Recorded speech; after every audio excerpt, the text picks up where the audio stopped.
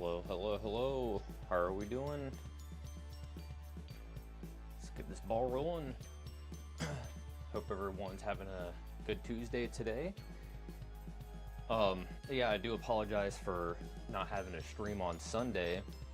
The old microphone decided to stop working, so it is what it is. I isn't any capability to have digital buttons anymore, which I don't like personally. I think that there should be, some sort of digital button, so that way if the buttons on the device don't work, you have a second thing to fall back on. Nonetheless, it's a known issue. I did a search on it for, on Google and Reddit and everything like that. Like I said, it's a common issue. A lot of people also have had the same thing, so I submitted a warranty claim, and as you can see, here we are with the microphone. So, they were quick to respond and take care of it. Thing is, I have to take the other one, and send it off to them, and then they reimburse you from there. So like, I had to pay out of pocket for this one, send the other ones that are broken out to them, and then they're gonna reimburse me with my receipt. So, all right. So I've been pretty busy here, working in the background on just on a lot of things. Mostly just working on comic books. I'm in Sean's, Crystal, and Jake Parker's SVS course. It's 10 weeks. We're approaching week 4 here pretty soon, so we're coming up towards the halfway point. But I have about 25 pages or so worth of dialogue written for my comic, and I have about 18 to 20 pages or so kind of like rough layouts, for panels and also like word balloons and everything like that. So I'm probably, I would say I'm a little over the halfway mark just by a hair. I would say I probably crossed the halfway mark at some point yesterday, but not by much. It's probably going to be like a 64-ish page book is kind of what I'm anticipating here, just judging off of where I'm at so far. I'm trying to structure it to where, if need be, I can release it in single issues, and then it would just be 3, it would just be a mini series of 3 issues, and then just do it as a whole trade. Otherwise, I'm just going to release it as a whole trade as in of itself and have that be, 60 plus pages, just kind of like be a larger one shot. And then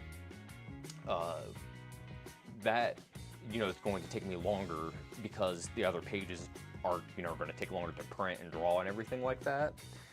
I would like to have something out before Eddie PCon, which is coming up here in September.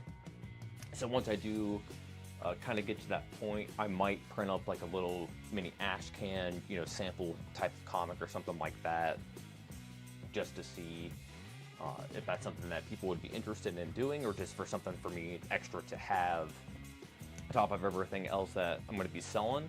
And that's something that I'm going to be doing today, is I'm going to be giving a further update, kind of what I've been working on, and what I'm going to have available coming forward here when I'm going to be coming up to cons and everything like that.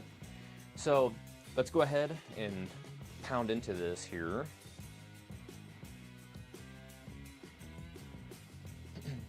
I guess the first thing that I wanted to look at, let's go ahead and get this pulled up.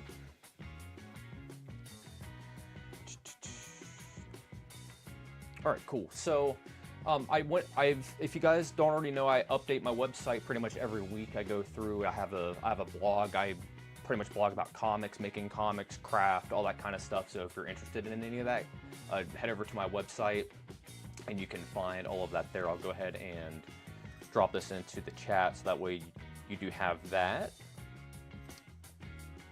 Boom, there's that for you guys. And then as well, I do have a couple of cons on the book here.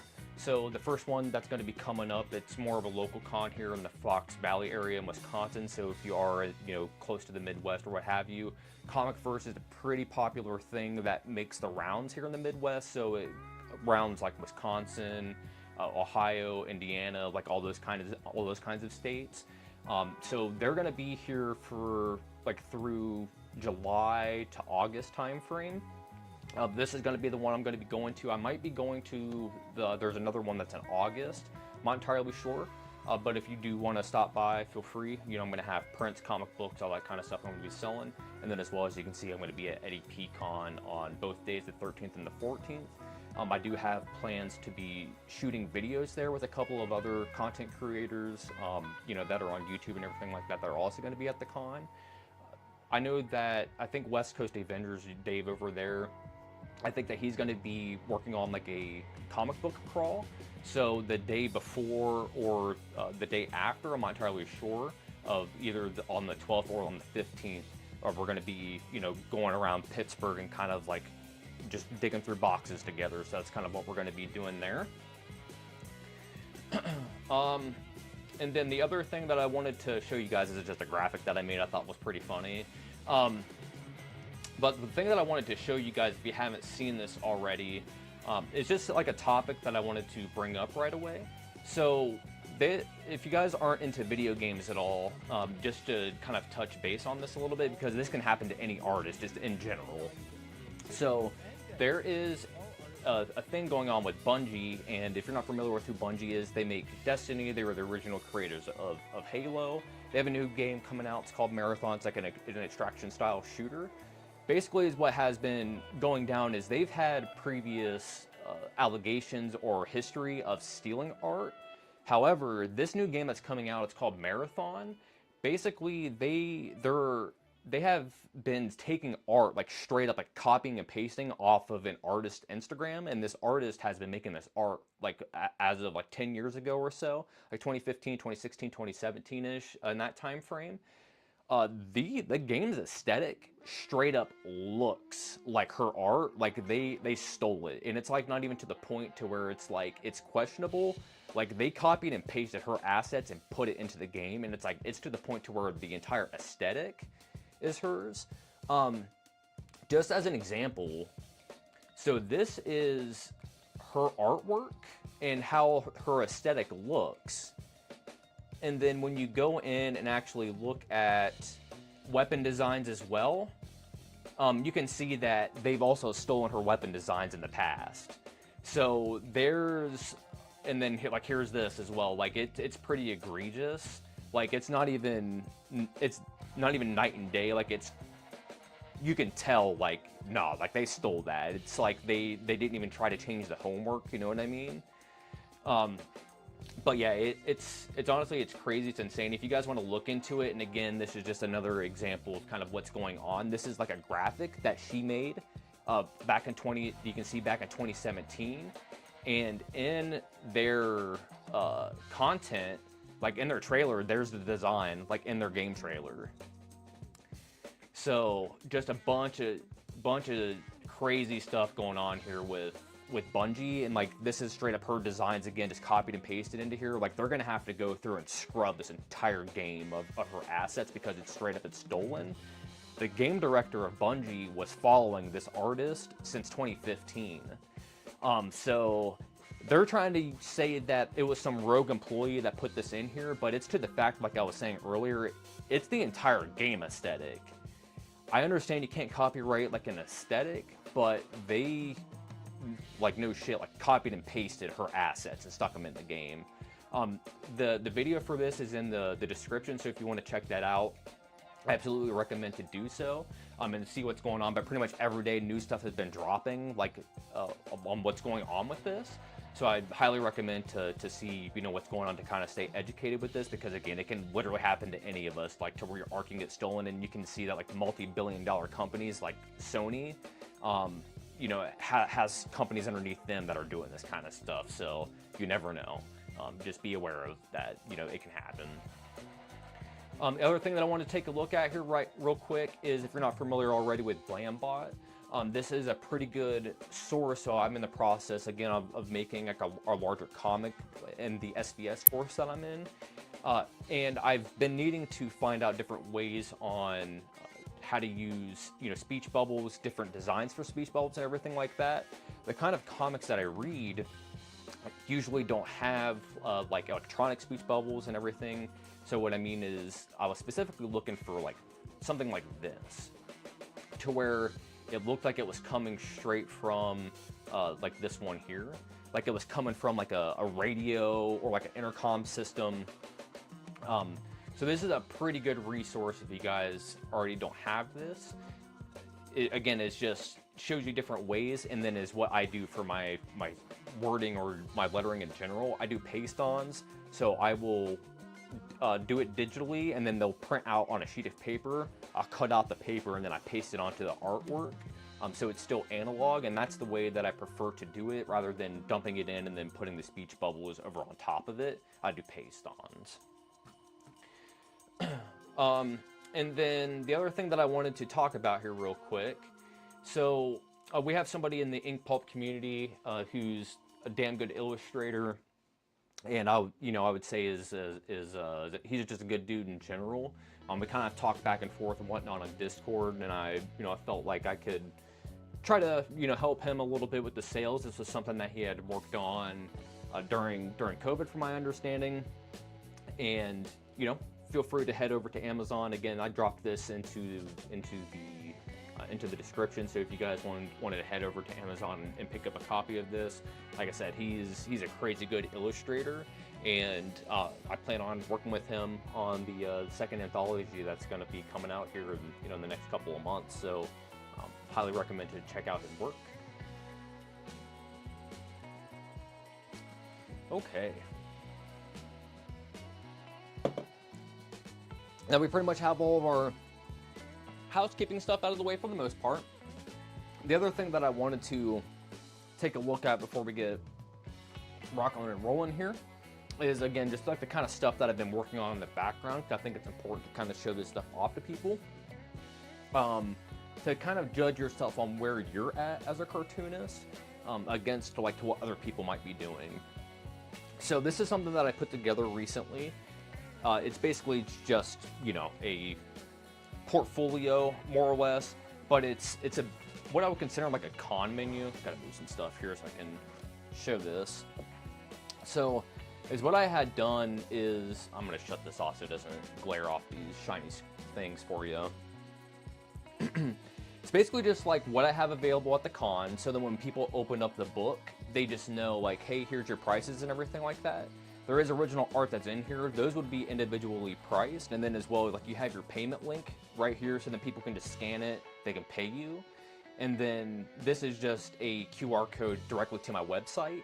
And then when you go to my website, I have everything already on here in my shop, and then as well, like, directly to my YouTube, so on and so forth. So then that way, you have all of your bases covered. And then, again, you have all your prices. And then you have to figure out some sort of deal, like you want to give somebody like as an incentive.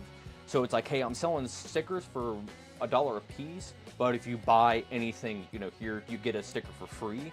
So that's a good incentive for people, to buy stickers.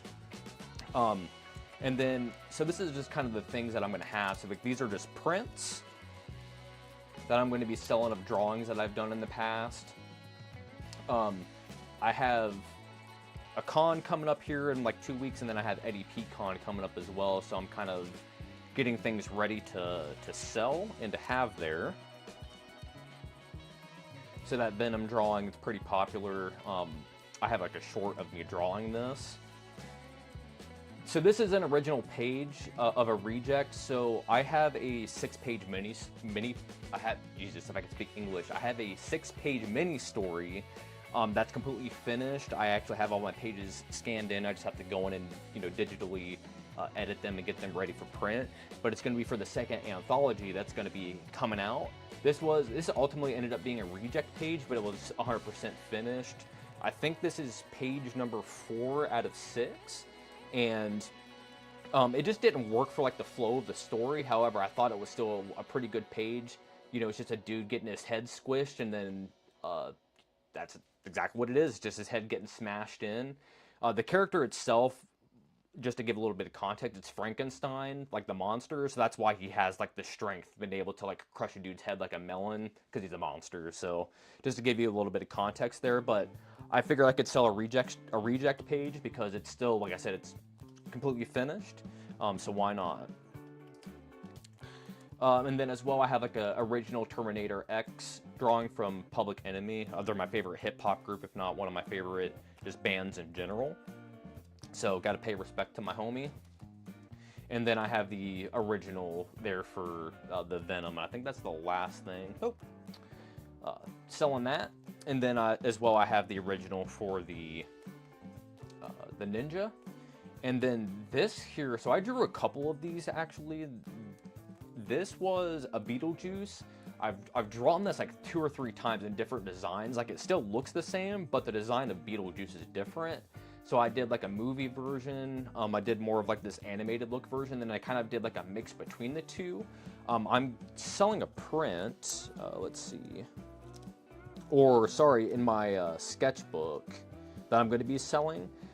There's a drawing that I have of that, and it's like a mix between the two. That's probably my favorite one that I have. The reason why I didn't sell it as a print is strictly because of the size. It's a small size. So it's like, it's more of like a giveaway, you know what I mean? And then this was like a Godzilla that I had drawn months and months back. It was a Shin Godzilla. And then this is kind of like the old 56 Godzilla. Or 54 Godzilla, whatever year that came out, I can't remember. But the OG Godzilla, kind of that iconic shot, wide shot of him from that movie when he first comes to town holding the airplane. I had drawn that a couple months back. So that was the last thing. So that's pretty much everything that I'm going to have available at the cons, besides the comic book, of course. I'm going to have 2 comics. So there's going to be 2 anthologies. So I'm gonna have number 1, so this is out currently, and just so you guys are aware, I printed 300 of these. We've already sold like 120 some copies or so. I can probably sell myself, I can probably sell like another 20 to 25 copies through my website, and I'm probably gonna have to pull it down because I'm gonna need copies to sell at the 2 various cons. So if you're not gonna be at EDP Con, which is probably going to be the con that most of you are going to have access to me at. Make sure to pick one of these up from me if you haven't done so already, because I'm probably not gonna end up reprinting them, strictly because the excitement level for it was high when it first came out, and it's like any comic, it dropped like a stone like 2 weeks into it. The comic shop was a couple of the comic shops that I have or that are carrying this book was hot for like the first week or 2 that it was out, and then it just died, right? So I figured because the people that would be interested in this kind of thing, they would have bought it right away, and then nobody else, right? So that's kind of how I would have thought about it. But the crowd that's going to be like EDP Con, would be the kind of people that would buy this kind of book anyhow. But number 2 is going to be expanded. We're going to be doing 2 to 6 page stories. This was 1 to 3 page stories. So number 2 should be around 60-ish pages, if not more than that. I'm actually hoping to be more than 60 pages. The more the merrier. The submission page for the actual sign up, if you want to do some drawings for number 2, is going to be going up on Sunday. And then once that form is up on Sunday, the form itself and the submission is going to be getting pulled down on July 1st. So that's going to be the cutoff, is July 1st to have everything to me. All of the editing and then like the rest of the graphics and everything like that I already don't have done on my end. I'm going to do like that first 2 weeks of July, and then it's going off to the printer. So that way I can have it back by EDP Con. Printing typically takes about 3 to 4 weeks. I just did a sketchbook. I sent it off to the printer about 2.5 weeks ago, and it's going to be here tomorrow. And then as well, we just had printed this book. We had printed it, it was about mid-April when we had sent it out, and we got it about 3 weeks ago. So it took about 2.5 weeks, 3 weeks for shipping and for printing. So again, if you already don't have this, you're not going to be at EDP Con, I'd recommend to reach out to me or one of the cartoonists that was in the book and snatch up a copy, because I'm going to have to, like I said, I got about 20 to 25 left. I'm going to have to pull them down or I can't sell any more of these, strictly because I'm going to need stock to have at some cons.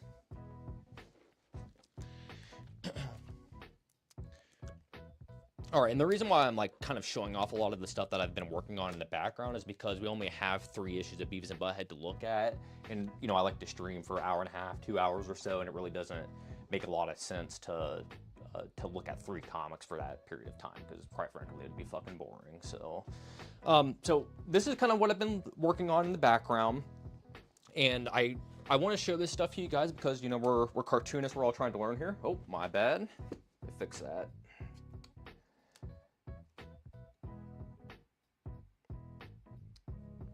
Go in here into my camera and fix this quick. Give me a second.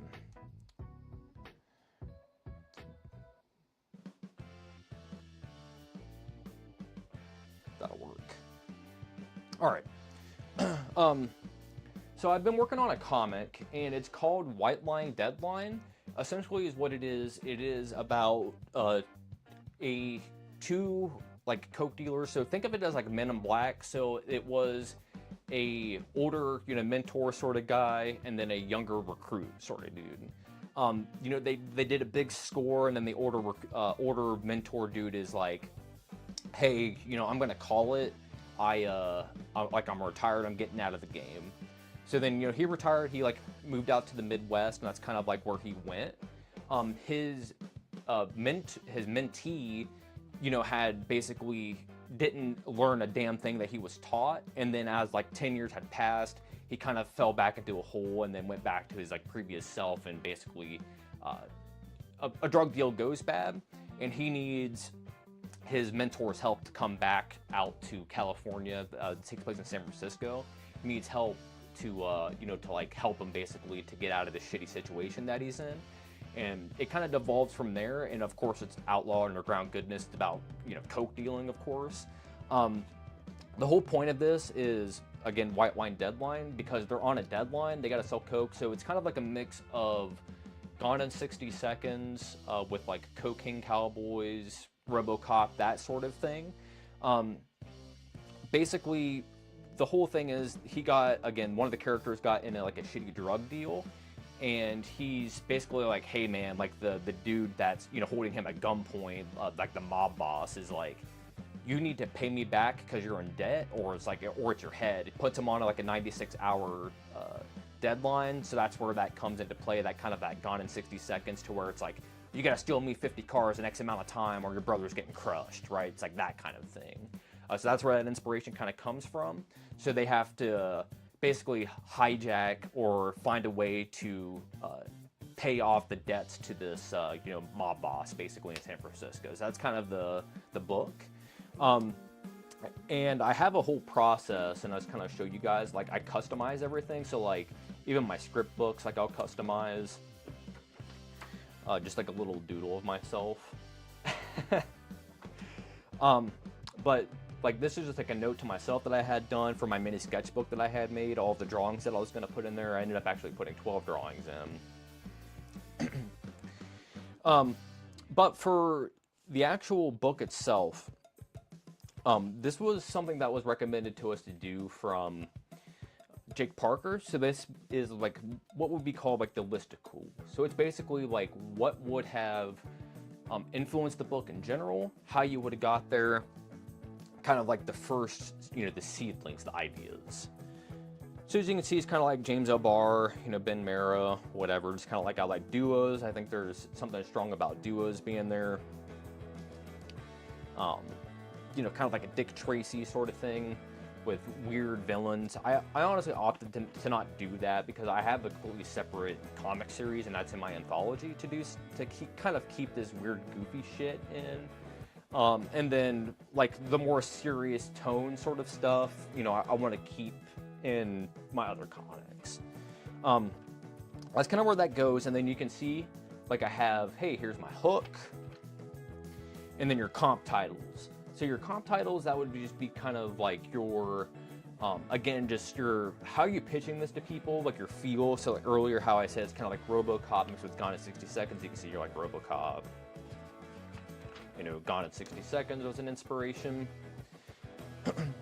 And then my workflow here. So these are just bullet points of just, you know, hey, bam, story beats, and then just a bunch of dialogue that I already have written.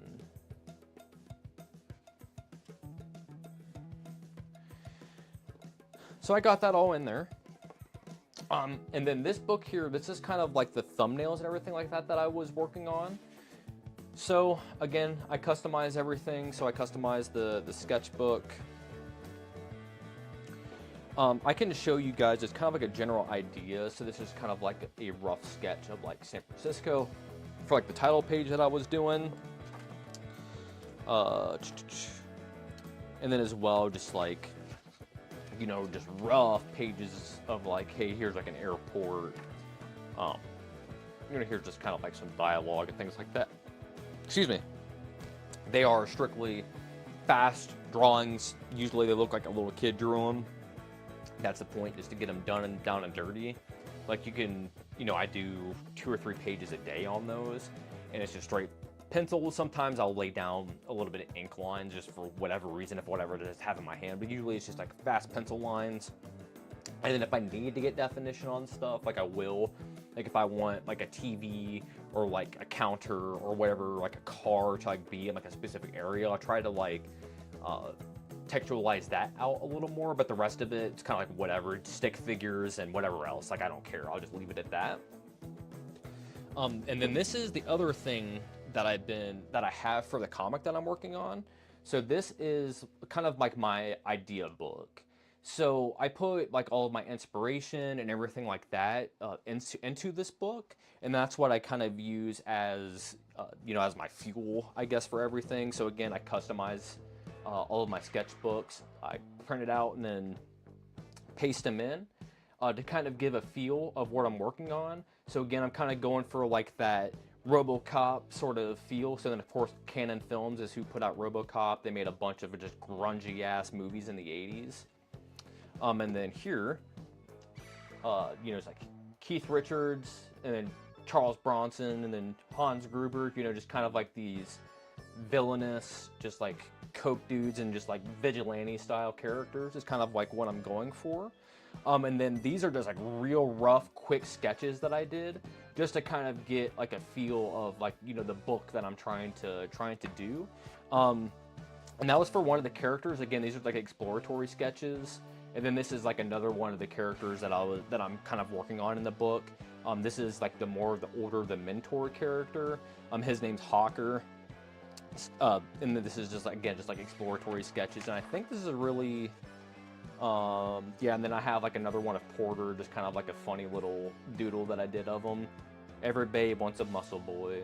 I'm very inspired by Raymond Pattibone, and if you don't know who he is, he does like all of the Black Flag art and everything like that. So I can show you guys here, like their Off is one of my favorite bands, and he does a lot of their artwork. And this is kind of some like the inspiration behind like Porter's hair. He's like one of the coke dealers in my book. I like how like this just like looks grungy and just nasty. So this is kind of the inspiration behind that. Raymond Pattibone, if you guys don't know, again, huge inspiration. All right, well, I think that really kind of gives the gist. You know, I'm kind of done talking about what I've been working on here in the background. A majority of this stuff, you know, is like process and everything like that. When the book is actually done, I'll share a lot more of that stuff with you guys. But just kind of showing off, you know, hey, this is what I've been working on. But let's go ahead and let's take a look at some Beavis and Butt-Head comics. So when I pulled these out, I didn't even realize that 10, 11, and 12, they're all just holiday books. So we got a Halloween one, you know, we got Thanksgiving, and then we got a Christmas one. I'm pretty sure that we looked at this back on I did like a year wrap up, you know, like 6 months ago or so, like back in December. So if you haven't seen that video, you know, feel free to go back and look at it, because there's another series that I do on top of this, and it's basically it's the same thing, but it's the Ren and Stimpy comics instead of Beavis and Butt-Head comics, because like I'm an avid collector of both series. So I have a YouTube series dedicated to both the Ren and Stimpy comics and the Beavis and Butt-Head comics. From what I lost my train of thought, Lord have mercy. But anyhow, from what I have found is that a lot of these later issues are a pain in the ass to find. The Ren and Stimpy comics, you come about them way more. These things, the best thing to do with them is just like buy them in a lot on eBay, and then just to get as many issues as humanly possible. And then if you can find ones with later issues, I would consider like later issues like 12 and up. I find like 12 and below are super common, and you can honestly even find them in dollar bins. Some places get crazy and they'll put like #1 and things like that in like you know, $20 and things like that. It's a ripoff. I know that for #1 there is a variant, so if you're not familiar with the way that #1 looks, they're like at a dentist office and like the dentist is like putting on a glove. There are two versions of that. There is a red glove variant, and then there's a pink glove variant. The pink glove is like the standard that everybody pretty much has, and then if you have one that's a red glove, I think that was a misprint, so it's not technically like a variant, but it's like one of those things that it just increases the value. So there are ones that are floating out there that has like a bright red glove on it. Those are marked up a little bit, and that makes sense in terms of like if you're going to be collecting this stuff, just so you guys are aware. Oh yeah, I remember what I was saying earlier. I was talking about my Christmas special that I did last year. I would recommend to check it out because I did go pretty in depth with this, and then plus, like I said, like I looked at the Ren and Stimpy stuff and everything like that at that time. In the Ren and Stimpy series, I still have quite a bit of issues to go. This one, I think I have like another maybe like 6 or 7 issues. I wanted to go in a you know, like a numerical order, but the later issues are kind of hard to find, so I've just been kind of going in, you know, the next video that I end up doing is going to end up being spotty, so it's not going to be, you know, like 10, 11, 12. I think like the next one that I have is like 14, 16, and 18, so it's going to start like jumping around in numbers like that. Right away, so if you guys do not know, Rick Parker is basically the main dude that did all of these Beavis and Butt-Head comics. I'm pretty sure he did all of them across the board. Maybe there's like onesies and twosies that he didn't do. I know that a couple of the issues, there's like short stories that are in these that it might have a different artist on there. Just the names of them are escaping me right now, but I know there are a couple of issues that has like 2 to 3 page like little like, you know, one-off gags in there, and different artists will be on those typically. So yeah, so we still got Rick Parker and Rob Camacho. That's usually like the pair that you see on these books. If you guys are into, I'm gonna turn the light back on here so we got some more. If you guys are into like underground outlaw style comics and you're not familiar with like who Rick Parker is, these Beavis and Butt-Head comics are about as underground as you can get in a kid's mainstream comic. Same thing with like the Beavis and Butt-Heads, the Ren and Stimpy stuff. I would say the Ren and Stimpy comics are still leaning a little more towards like the kid-friendly side of things. Honestly, this Beavis and Butt-Head book, I know like Beavis and Butt-Head, the show and everything like that, it's more adult. Same thing with Ren and Stimpy. But like I said, with Ren and Stimpy, with the comic, they definitely leaned more into like that kid-friendly thing. Not with this. If anything, the comic is raunchier than the show is. If you've never looked at an issue of Beavis and Butt-Head before, so is what they do is it's the same thing as the TV show, but instead of them like clowning on music videos, they clown on comics. So it's like, you know, they'll be like reading like a Punisher issue and like making fun of the art in it. Or whatever the case is. So it's like, and then of course, like in the old-fashioned cartoons, they just kind of get into shenanigans in between them, kind of talking shit about music videos. So here they are. So who was the original artist? So Bill Reinhold, and then Barry Dutter was the letterer on here.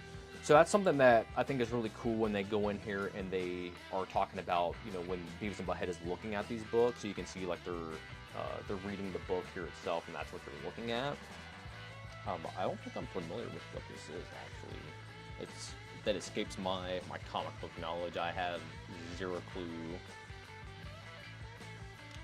who that even is. That's terrible. I'm not a big superhero guy, so but yeah. I think it's cool that they still credit the original artists in here, so that way you can at least go back and take a look at it if that was something that interested you.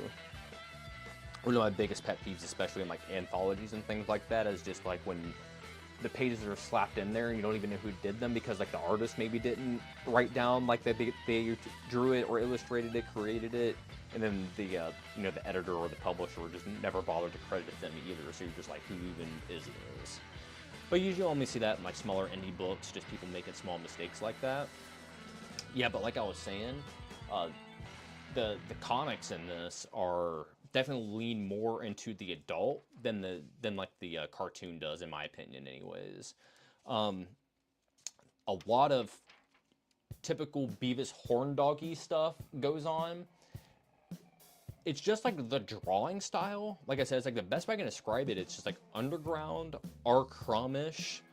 It's just dirty and dingy looking, and it's like the perfect art style for, you know, for a Beavis and Butt-Head comic, essentially. And then it's like, again, Rob Camacho's coloring. It's just brilliant. It's like these two different pinks like side by side. I'll bring this into the camera a little more. But how you have like the darker magenta beside the brighter magenta, just great color. It's like this, and it's like they're, yeah, let's sell this to kids. You know what I mean? I actually have this ash can. I just saw this a couple of days ago in my collection. It's a cover for that ash can. So you can see that now we're in a different like mini story within the comic itself. So that's the way that these Beavis and Butt-Head comics are kind of set up. And then usually they'll say if it was, you know, done by somebody else, but I'm pretty sure this was still just Rick Parker, and that's why they didn't credit it. But usually in these Beavis and Butt-Head comics, like on these title pages, you know, it'll have like, you know, whoever the cartoonist and letter colorist, blah blah blah, who was on there. Oh, so we do have Robert Camacho.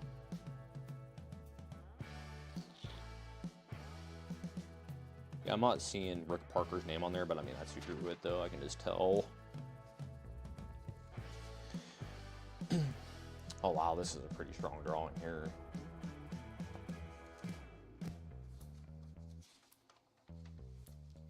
There's just like a lot of cool shit in here. Like, take a look at this, man.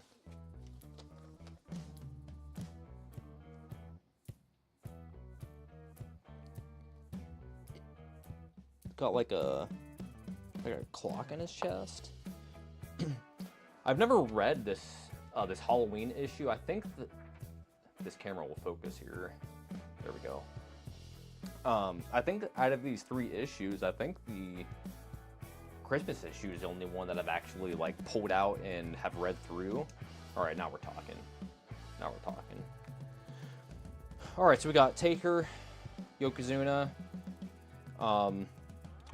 You know, the complete package, the whole package, Lex Luger, whatever the hell his gimmick was. And of course, Scott Hall, Razor Ramon, the greatest of all time, Bret Hart. And when I say that, I mean it.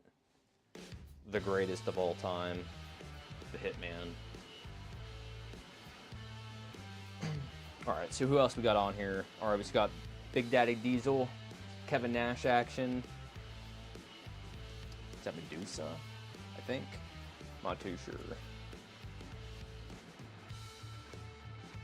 I can't tell who this is down here. I mean, that's Owen Hart. And then, of course, Doink. But I can't tell who this is down here. And I'm a big wrestling guy, so it kind of surprises me. But it's just hard to tell, you know? Really can't tell who that is. Hell yeah. And then this is something else that they do in these comics that's pretty funny. I mean, this one, they're just being stupid. And usually, again, these are drawn by different cartoonists sometimes. So it looks like Rick Parker did do this one, but it's just something that, again, just like you just kind of realize as you collect these comics that sometimes like these weird like sections in these books will be done by different people and they actually credit them, which is awesome. But in these Beavis and Butthead books, like, they will teach kids, like, how to make pranks and stuff. So it's like, oh, here's how you can, you know, fuck with your parents or mess with your friends. And then, like, they'll put, like, step-by-step instructions on, like, how to prank people in these. So they're pretty funny in that respect. You know, very creative on, like, the ideas and stuff that they have in here. This is also, like, a pretty funny through line in all of these is all of the fan mail that comes in. You always see, like, Beavis and Butthead cosplay. It's pretty funny.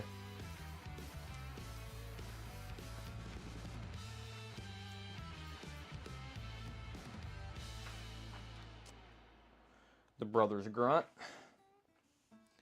Of course, green jelly. Gotta love that, what is it? The, Maximum Carnage. Beautiful game. I had the red cart up until like a couple of years ago, and I sold it when that thing was hot. I think I got like 120 bucks for that cart at the time. It might even be hotter now, or it might be cheaper. I don't know, but the price went up and up, and I had it, so I sold it off because I needed the money. But it's definitely an underrated video game and an overrated video game at the same time. Because a lot of people talk about it very fondly. Don't get me wrong, I think it's a fine beat 'em up. But it's one of those things where the game didn't age very well in terms of its gameplay. It's just like notoriously hard for like no reason. There's a level in that a game where you have to like, climb up a skyscraper, and it's like the 3rd or 4th level in. I think it's Electro is at the top, and he's like shooting beams down of lightning at you, and you kind of have to dodge them. And if you get hit while you're climbing up, you just fall all the way down to the bottom. Oh man, I remember being a kid playing that. My fucking blood would just boil. All right, so yep, because as usual, we got Rick Parker and Rob Camacho on here. Like I said, that's usually the pairing that you see on the majority of these comics. Just in those weird interstitial stories, you might see like a different artist in there. Rick Parker is a great letterer. Just his personality really shines through. I think like him and Don Simpson are like the two that really stick out to me in my mind.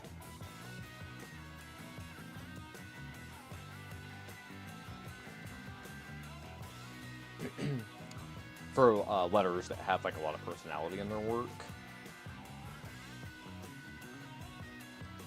Of course, a lot of fart jokes.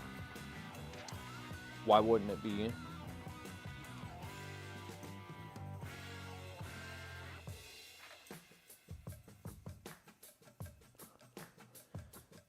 All right. A lot of ads in this one.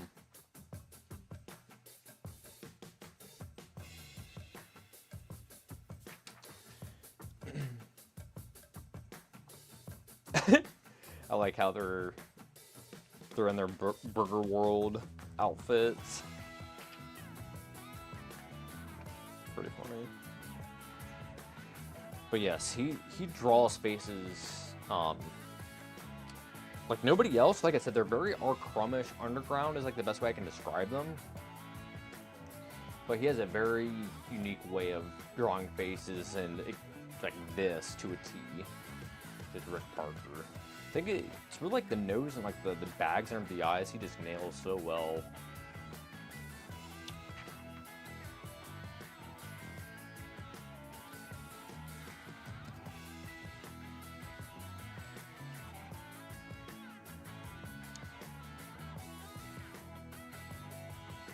Tom Palmer on there. It's that Black Widow.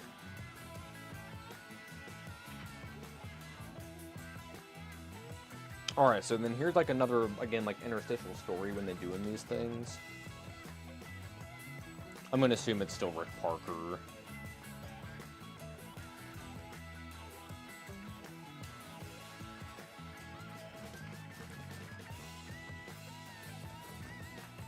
Wow.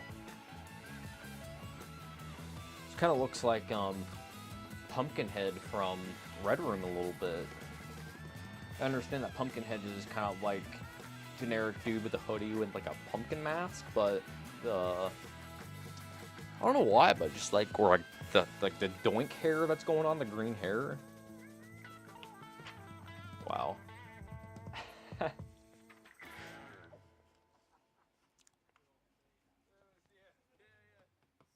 It's a cool ad.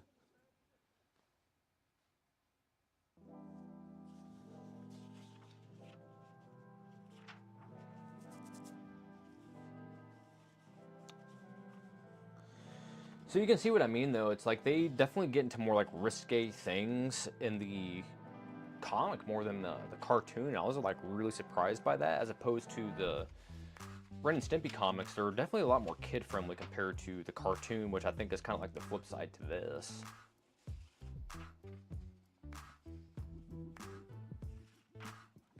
Punisher game is badass, man. Capcom just recently re-released it. Woodstock 94.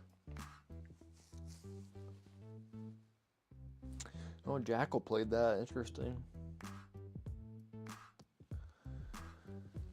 I was about to say, I remember Primus playing that. All the way down there at the bottom. What a shit show that would have been, man. Alright, let's roll into number 12. I'm going to go ahead and take a guess. Rick Parker, Rob Camacho.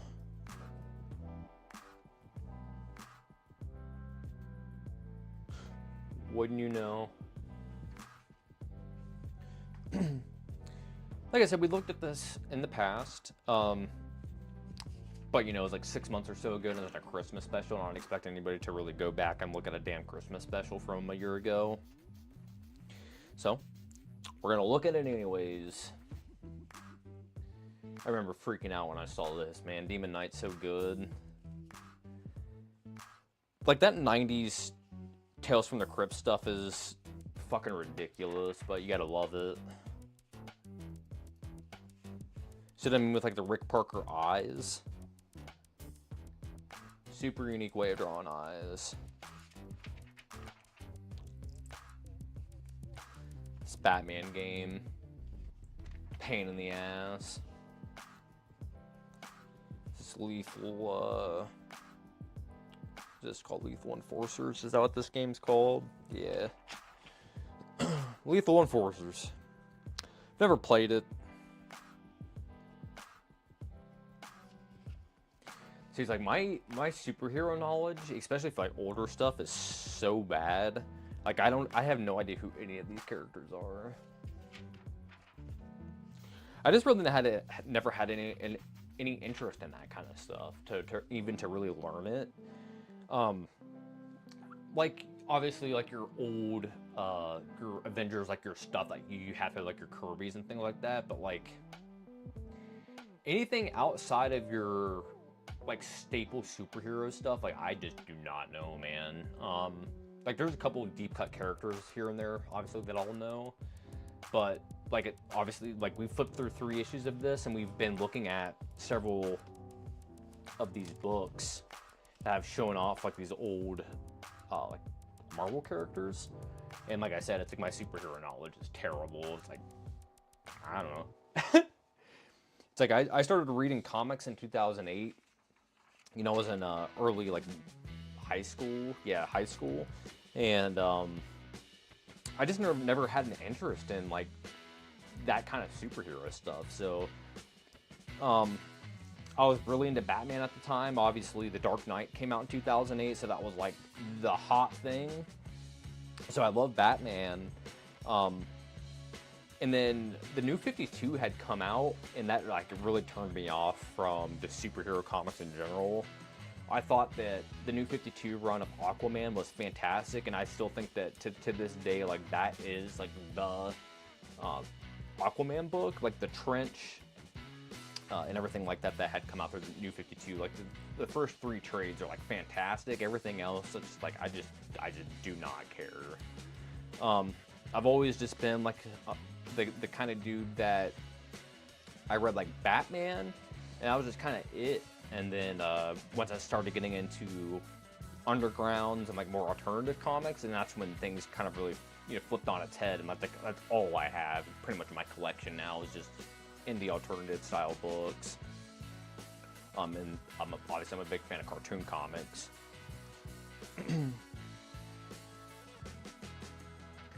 Man, his cartooning is just so good. Rick Parker is the man.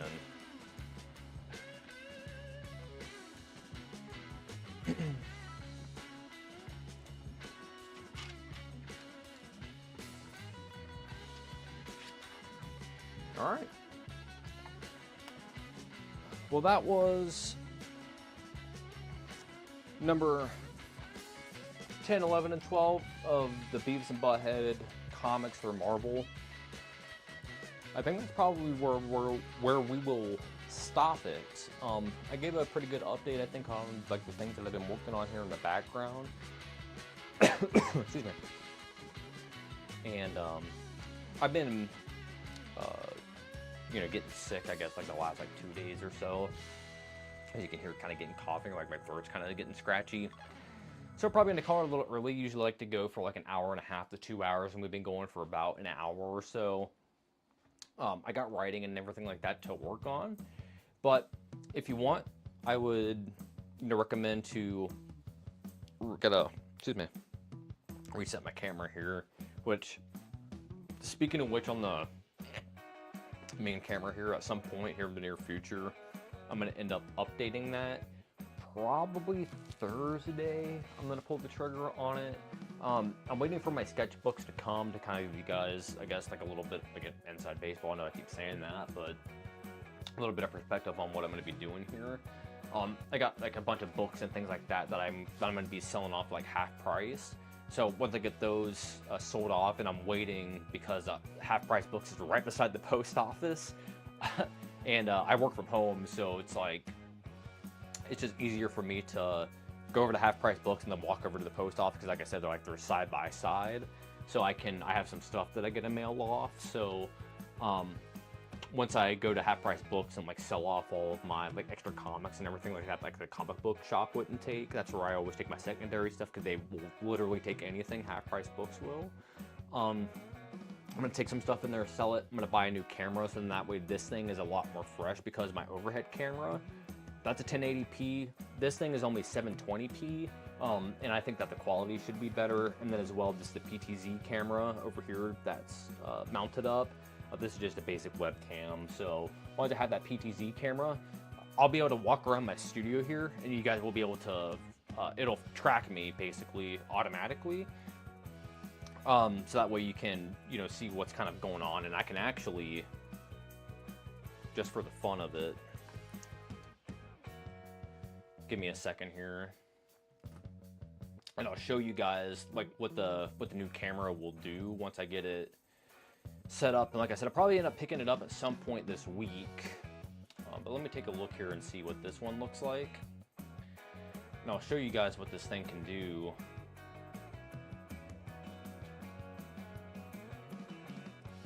All right, cool.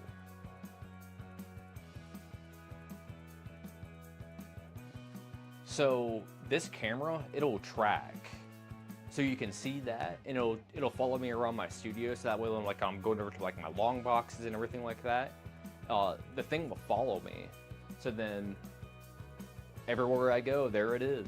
So it's pretty cool technology, and it auto zooms and everything like that. So like when I go over, you know, to like my drawing desk, which is like over here, I'll be able to get it in the shot.